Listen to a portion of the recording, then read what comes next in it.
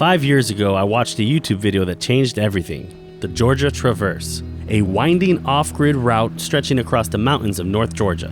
Back then, I had just bought my first Tacoma. It wasn't even 4x4. But I didn't care. The dream was planted. I even went out and bought another truck, one that could actually handle the trail. But as life goes, other things took priority. The road had to wait. 5 years passed, seasons changed, I changed, but the dream stayed alive. And now, I finally take it on. What I find is that the Traverse isn't just a line on a map. It is a test, a reminder that the journey matters more than the destination. That there are no peaks without valleys, and that sometimes the road we've been chasing was never really about the road.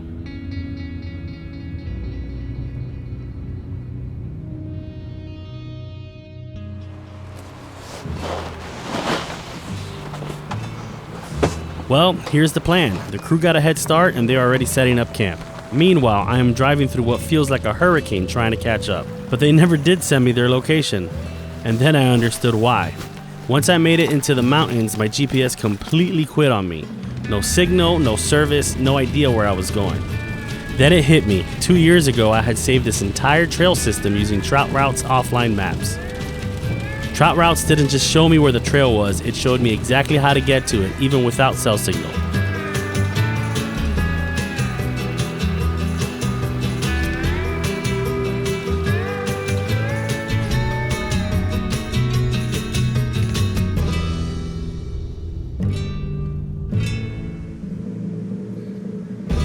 So there I was, creeping up a mountain fire road in total darkness. Windows down, trying to hear voices or catch the scent of a campfire. I shut the truck off to listen, nothing. Then, a loud metal clank echoed through the woods. Unnerving? Definitely. But hey, better than hearing banjo music. I kept driving and sure enough I found the crew. Gear got unpacked, camp was set.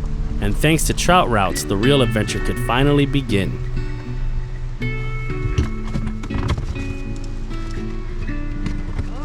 What up? Where should I pull up? We were thinking like right here's pretty level, or even right behind you, or like in there. Morning came slow, whipped up some coffee. It was that quiet kind of excitement, the kind you feel before a day on the water. Joe asked if I could help him rig his fly rod, said it's been years, and the knots, the rhythm, the feel had all faded a bit. That's the beauty of fly fishing though, it's something you can always return to. Alright, so I'm using a tropical line, and it's already not liking it. It's kind of kinked up, because it's very cold out here. So we'll see how this tropical line fares. It's what I have on this cable reel. Worst case scenario, I have one of my old fly reels that has a trout line on it. I might have to switch up to that, but we're gonna give this one a shot.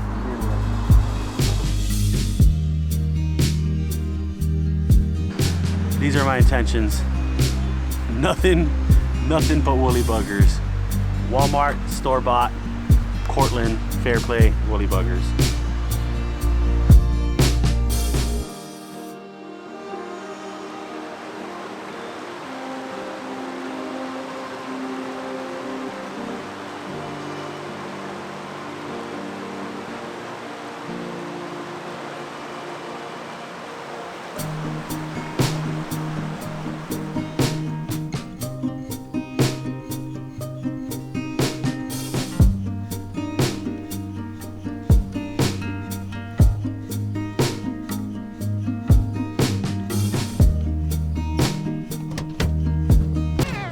I gotta go ahead and re-rig.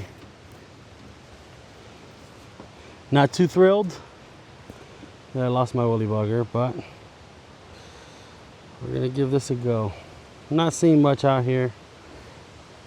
A couple small little trout. Could have been little creek chubs too, honestly. They were like 4 inches. We did have those gnarly storms come through. So not sure how that's going to affect the fishing, but usually, I mean, it could do a couple things. It could either wash all the fish out, or it could actually slightly dirty up the water, make the fish feed a little more aggressively. However, this water is crystal clear, so I don't think that's going to happen. A little time to take off these jackets. Yeah. Or do I?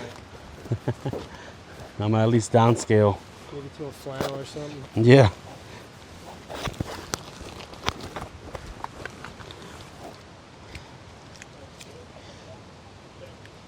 Woolly bugger number 2.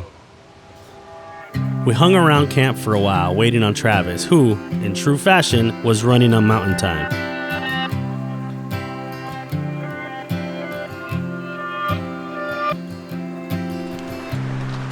I think our plan is to basically head back that way until we get signal and see if we got that spot from Drew, the little secret honey trout spot that he hasn't fished in a while. See if we can't find some fish.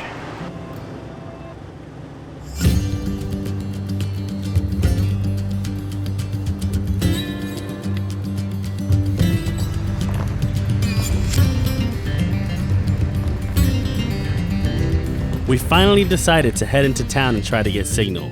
But just as we pulled out onto the trail, we saw a cloud of dust rolling towards us, followed by his signature.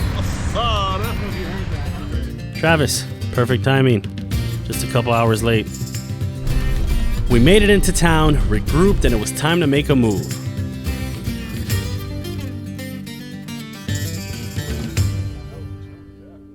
I pulled out Trout routes. It's become a go-to in my toolkit. From detailed maps and water flow data to the ability to log and track trips across seasons. It's how I plan just about every fishing mission these days. I even use it back home in Florida, chasing tarpon, snook in ditches and ponds. If you fish, this app will change the way you prepare.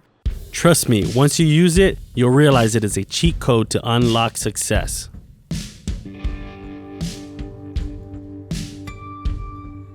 Yeah, so this spot's pretty cool. I actually fished here, I don't know, maybe about 6-7 years ago.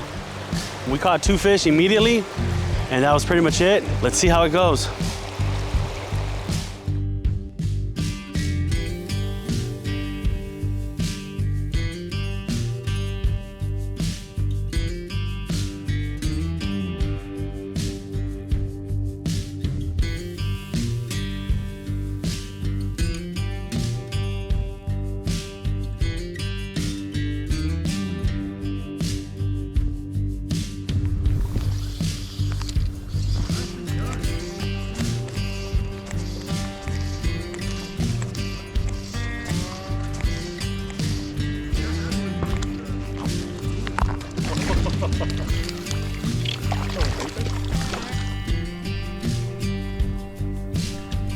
I was getting ready to recast.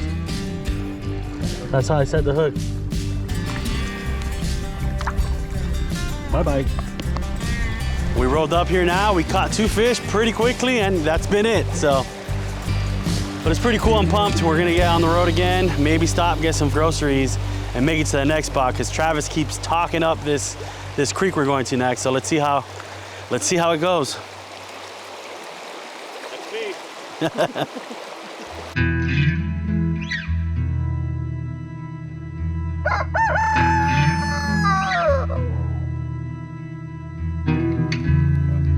So we made it out here to Frog Hollow. Travis hooked it up. This is private property, but there's right on a private stretch of river that is very good for trout. Travis said that they do run trips here, so if you guys are interested in checking out this place, who do they got to contact? Kenny Simmons. Kenny Simmons with Frog Hollow. Frog Hollow Fly Fish. We'll put his number in the description. Yeah, number will be in the description below. This place is awesome.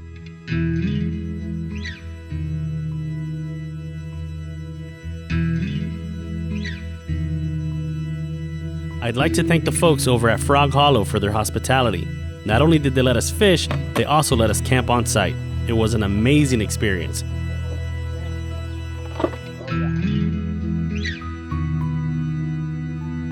I can see it. Yep. Thanks.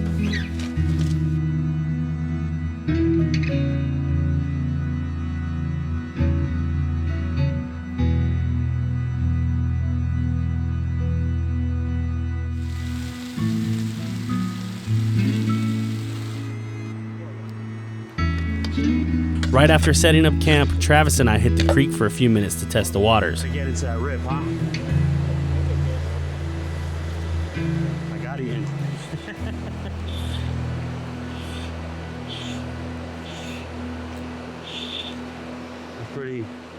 Pretty fast work.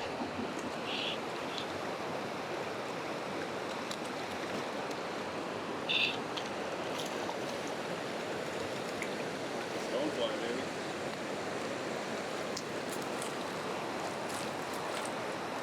You want the whole shebang? Can you go get that?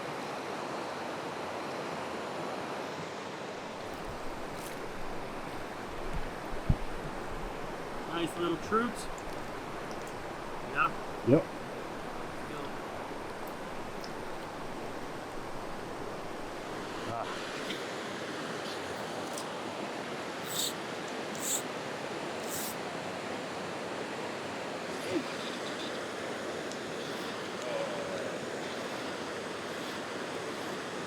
He came off.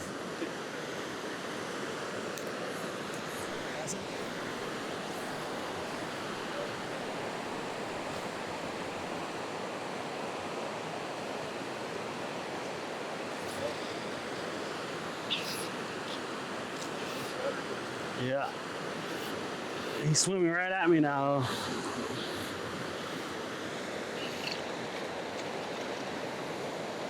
It's like the first one. Like the first one? Yeah, about the same size.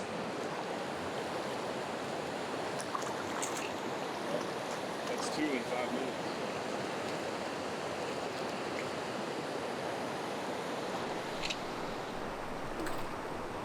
Yeah, that'll work.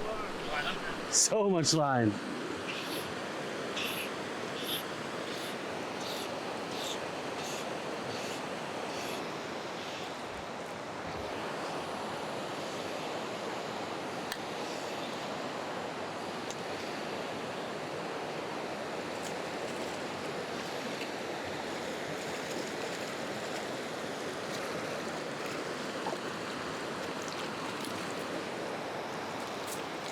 And that's how you do it. That's how you do it. Friggin' 3-piece in a few minutes there. Man, and they're just barely nibbling on it.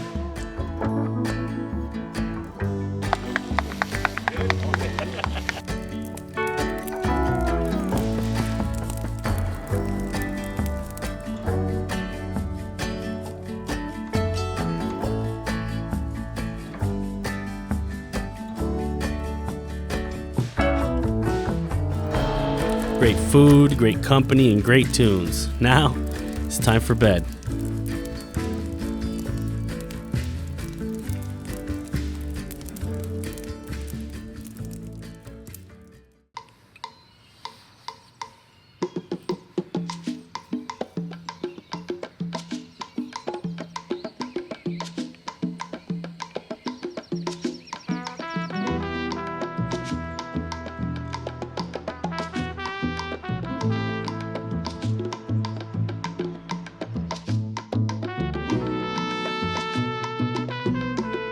The guys all head over to the creek, but I decided to stay at camp and whip up some Cuban coffee.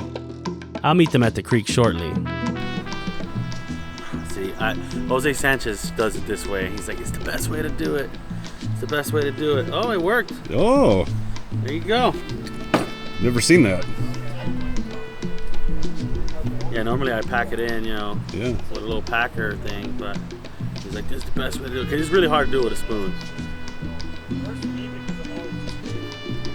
The very first drop of coffee that comes out of the cafetera is the strongest, most potent brew of the mix. So you get that, you pour it into the sugar, and then you whip it up and make a creamy, sugary paste. Cubans call it espumita, which means translates to little foam. I think Italians call it crema.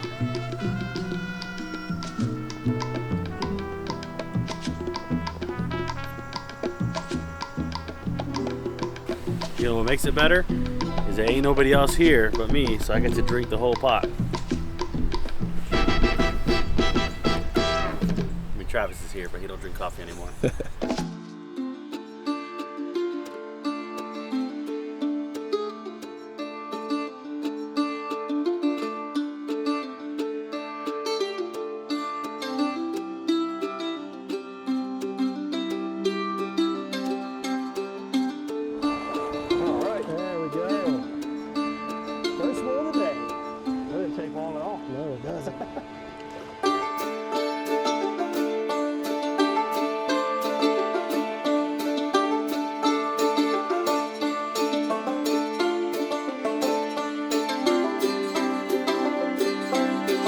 We had a blast, caught way too many fish to count, just big smiles and bent rods. Again, a huge thank you to Kenny for hosting us.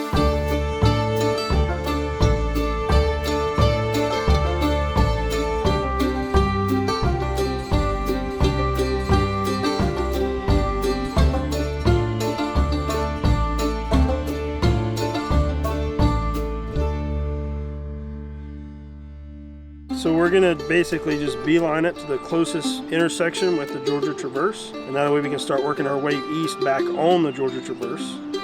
And it looks like it's only about 15 miles from here to hit the trail. But then we'll get up here and basically work our way through all this national forest until we find a camp spot for tonight.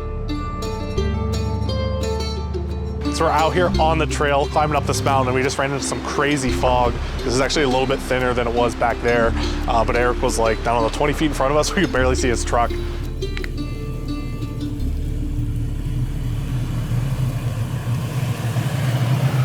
I wasn't sure if I was gonna make it up this climb because it's kind of treacherous looking. And these guys with these trucks all fully rigged out. I'm pretty much in a stock Tacoma with some tires. You know, in Florida, I never have to go into 4 low. Rarely do I have to go into 4 high.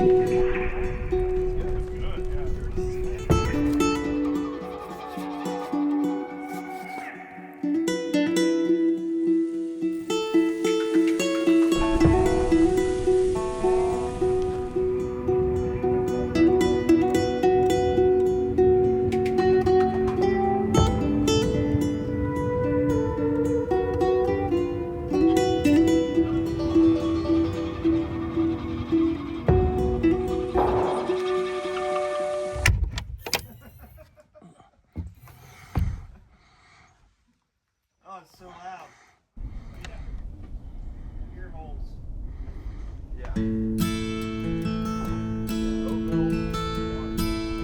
With the super thick fog, we weren't really in much of a hurry. We got up, packed up, cleaned up, and got back on the trail.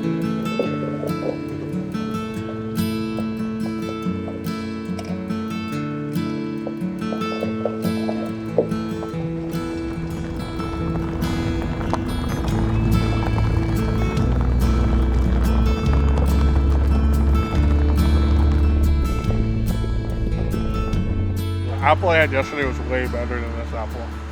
I don't know why. You said it tasted like caramel yesterday? Yeah, the one last night literally tasted like caramel, and this one just has no flavor. So yesterday you said caramel. Caramel. And now I just tricked you into saying caramel. Well, for the record, it's caramel, not caramel. It's cool finally actually getting to do this stuff, you know, after talking about it for so many years. And it's funny because as I speak, it's like vibrating from the rocks. I'm exaggerating a little bit, but maybe we should stop and try to catch a trout out of it.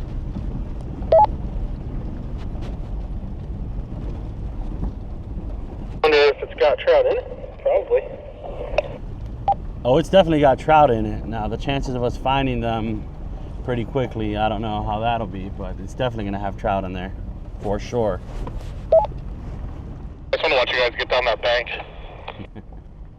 Get down it pretty easy, but getting back up it is going to not look pretty. I mean, we got 4-wheel drive, right? My truck is 4-wheel drive. I am not. Just put the Crocs in sport mode.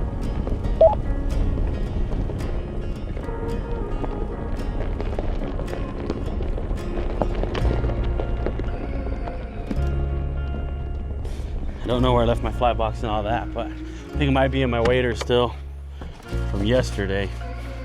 Because what I've learned is I trout fish 2-3 times a year.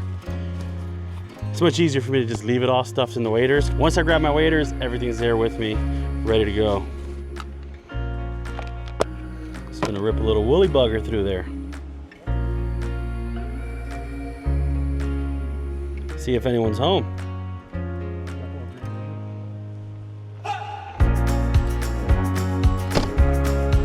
Let's roll.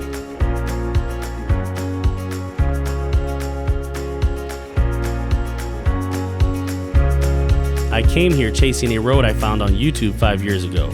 Back then, it felt like a challenge, something to conquer, but now I see it for what it really is. A path through the quiet, a backdrop for stillness. The road didn't give me answers, it gave me moments. Coffee over cold mornings, conversations by the fire, friends I didn't know I needed. We came to take on the traverse, but the trail shaped us more than we shaped it. The peaks made it exciting, but the valleys made it real. And in the end, it was never about the truck, the fish, or the miles. It was about the time and the people who walked it with me. Thank you guys for watching. Make sure you hit the subscribe button. Big old girl up here.